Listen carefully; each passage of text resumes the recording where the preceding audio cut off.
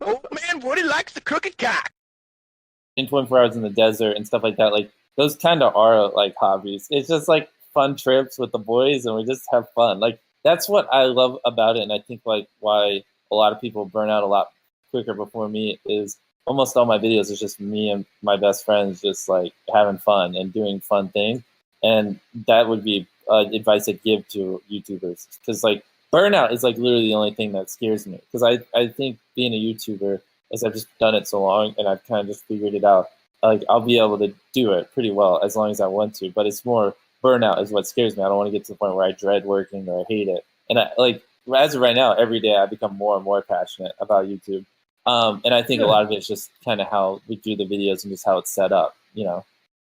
YouTube burnout's an interesting thing. Like so many YouTubers, like they hit their peak and then they make their, hey, I've secretly been depressed this whole time video. Yep. And, I'm going to take some time off. And it's like, really? Those videos are hilarious. And it's not even as obvious sometimes. Like sometimes like their uploads go down. Like it's not like they flat out say I'm dealing with burnout, but you can just tell. Like I think that's a big reason why a lot of creators fall off, or just the effort in their videos goes down, and then their views start to go down, and things like that. In the gaming space, one of the in particular, it's not that much fun after a while. Like what was your absolute dream job? I can't believe this is my life. Can sort of transition into like, man, actually spending all my time in a darkened room with blackout curtains, trying to get more footage. Gotta grind kill streaks. This isn't the dream I thought it was. Yeah. Well, and that's where it's how you set it up, though. Like you're your own boss. You can, if you're innovative and creative enough with the ideas, you can make it where it is fun again. I think a big problem a lot of channels have is they just don't have that many ideas to pick from. They're just like, they're stuck on like, oh, this one thing, this is all I can do. Like they pigeonhole themselves. Literally right here on the other side of my Mac, there's literally 50 ideas written on a whiteboard that I'm confident all would do well. So like I could wake up and like be like, you know what, I'm in the mood to, what is this one? Well, I don't want to say some of them because I don't want them stolen. Like this one's 24 hours in the Bermuda Triangle, visit the 7 wonders of the world. I don't want to give them away, but like things like that. So it's like, I think, because I do counsel a lot of YouTubers and try to help them. And for a lot of them, I think it's just a lack of creativity and a lack of investing a lot of time in the ideas. So then you can pick things that are more fun. You're not just constrained to this one thing like, oh, well, if I don't do this, I can't pay the bills.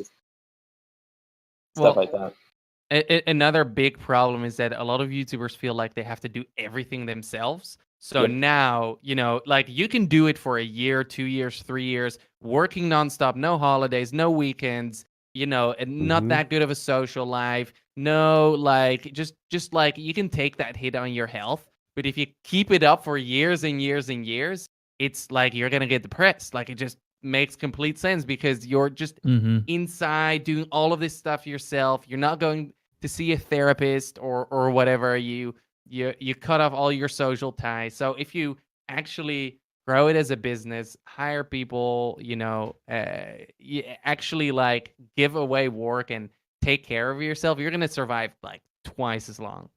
100%. I would say like 10 times longer, but yeah. 10 times as long. Yes. Yeah, probably. Huh.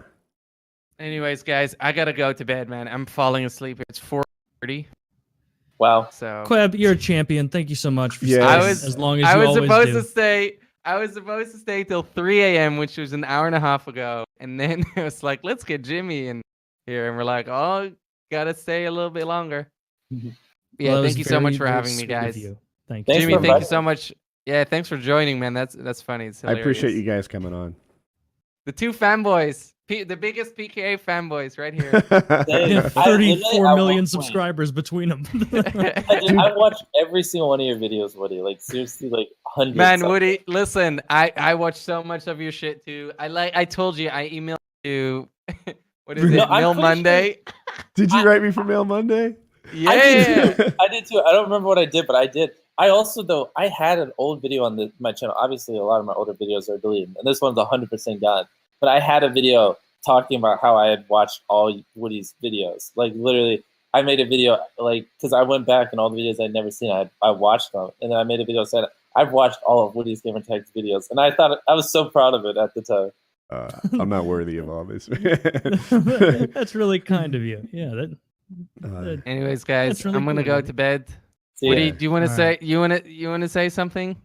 I thought you were gonna say something. I thought you were gonna cry or something. No, stop.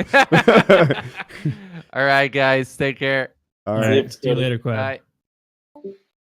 Do we wrap here? Sure. Uh, One last thing. Didn't you do a video one time about like investing? Yes. Yeah. Was it just like one video? It was one good one and then a second one. Is how I would describe it. Dude, It's not that I'm telling you, have no idea. Younger than me, I watched that, and you talked about like I think you talked about compound interest. Get rich and, like, slowly. Yeah. 22. yeah, and how like with a little bit of money at the start, you can make a few $1 million over a long period. That blew my mind, and that like really did change because I was very young when I watched that, and like I think that had a big impact on my life. Every time I heard anything about investing, I always thought like Woody told me, like if you just start with a little and give it time, you can make millions of dollars. A couple years have passed, and every so often people like hit me up on Reddit or something and tell me that they follow that advice, and it's like where they are now and how they're on the path. And there's a few videos I've made that I'm really proud of and that they had a positive impact, and that's one of them. So I feel really good about that one. People want more, and it's like, I almost just want to make the first one again so people see it. 100%. Yep. But I have this idea about sudden wealth, and I'll lay it out for you. So if you're in a position where wealth gets dropped on you, or maybe you have a short career that's incredibly, like, the revenue is fantastic, I think about, like, what do you do, right? If you make $1 million a year, should you live like a millionaire? And I think this applies to you, but I'm also thinking like UFC fighters or basketball players or whatever. And the guideline I like to give is like, you should live like you are annually making 10% of your net worth, right? So if you're worth $2 million, you can have a lifestyle of someone who makes 200 grand. And then as that ratchets up, right? If you do that next year, maybe you do it again. Now you have $4 million. You can live like someone who makes 400 grand a year. And if you do that, then you will both live nicely and have a beautiful nest egg at the end of it, at which point, you come out of this and say, all right, now I can start figuring out my investing strategy and my long-term lifestyle strategy, right? It wouldn't shock me if you followed that. And then at 28 years old, I'm making this up and don't take it as insulting, your career's over, right? You've had 7 more years on YouTube just exploding and things go fantastic for you. It would be wonderful if at, what does that make you, 28 years old? You find yourself worth, I don't know, $25 million, $35 million or more, and having lived a nice life on the way there, right? Because right now, you're in your revenue accumulation thing, right? You're making profits. It's almost a distraction to try to figure out, a long-term investing strategy. But if you just... It is. Yeah, right? Now my long-term investing strategy is my YouTube channel. But, YouTube's going to have, easily a decade run as the biggest video sharing platform. Like, there isn't a competitor. And it's, honestly, what better? Because, I own I did, and I've tried, real estate and all that stuff. But, there is no better investment than my YouTube channel. There just isn't, period. Just throwing money.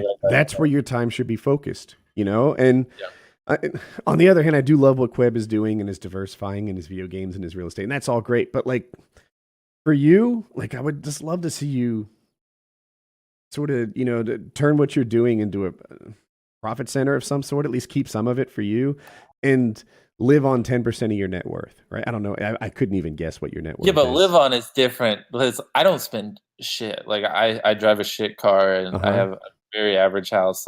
It's literally 100% my videos. I bought a BMW i8 and I tried that lifestyle, but I don't care for it.